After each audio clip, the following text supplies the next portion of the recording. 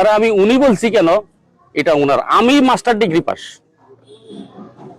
আমি ওনারে উনি বলছি কেন, এটা উনি আমার লগে গরম হয়ে আমার লগে মনে হয় যেন কি করবে, মানে উনি কি ক্ষমতা পাইছে মনে হয় যেন উনি প্রধানমন্ত্রীর ক্ষমতা। আমার সম্মাননা পত্র উনি এখনো দেওয়ার জন্য অনুমতি দেয় নাই, তাহলে ওনারা এই অধিকার দিছে কে?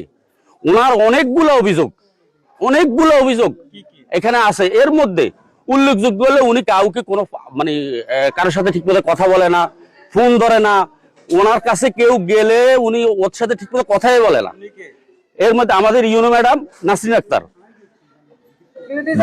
অবৈধ যত কাজ আছে সব কাজের ব্যাপারে যখন কেউ ফোন দেয় উনি ফোনটা প্রথম রিসিভ করবে, করে এরপরে আর ওনার ফোন ধরে না, ওনার ব্লক মাইরা দেয়।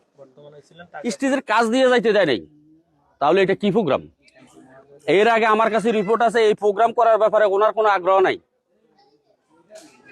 আমাদের ইশরাক সাহেব আসবেন, উনি একজন প্রতিমন্ত্রী, এই নাসরিন আক্তার ওনার কোনো আগ্রহ নাই এই প্রোগ্রাম করার বিষয়ে। আমি অনেকগুলা রিপোর্ট আমি অনেককে জানাইছি। এখন বিষয়টা হলো আমি আপনাদের মাধ্যমে আমি এটার বিচার চাই। আমি কেন সম্মাননা পত্র দিতে পারবো না? যদি আইনে কোথাও লেখা থাকে তাহলে এটা আমারে দেখাই দিতে হবে, আর নয় আমি আমাদের ডিসি মহোদয়ের পদক্ষেপ কামনা করি। আমি আমাদের মাননীয় প্রধানমন্ত্রী বিএনপি চেয়ারম্যান জনাব তারেক রহমানের হস্তক্ষেপ কামনা করতেছি।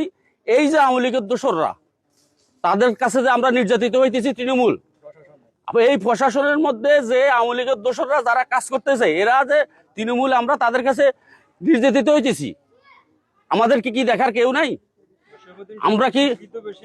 আমরা কি আমি ওনারে বলছি আমি ওনারে উনি বলছি কেন? উনি বলে আপনি আমাকে উনি বলছেন কেন? জসিমউদ্দিন। আমি বললাম যে ভাই আপনিও তো পড়ালেখা করছেন, আমিও মাস্টার ডিগ্রি পাস, আমার সার্টিফিকেটটা আপনারা দিব? উনি বলে তো রাগ হয়ে গেছে না? উনি বললাম কেন? উনি এমন রূঢ় আচরণ করছে। আমাদের এখানে উপস্থিত ছিল আমাদের উপজেলা ছাত্র দলের সভাপতি রনি বললো যে ভাই উনি কি, আমি তো বুঝতেছি না উনি কি, মানে মনে হয় যেন প্রধানমন্ত্রীর চেয়ারে বসে আছে বা প্রধানমন্ত্রীর একটা স্টেজ নিয়ে বসে আছে।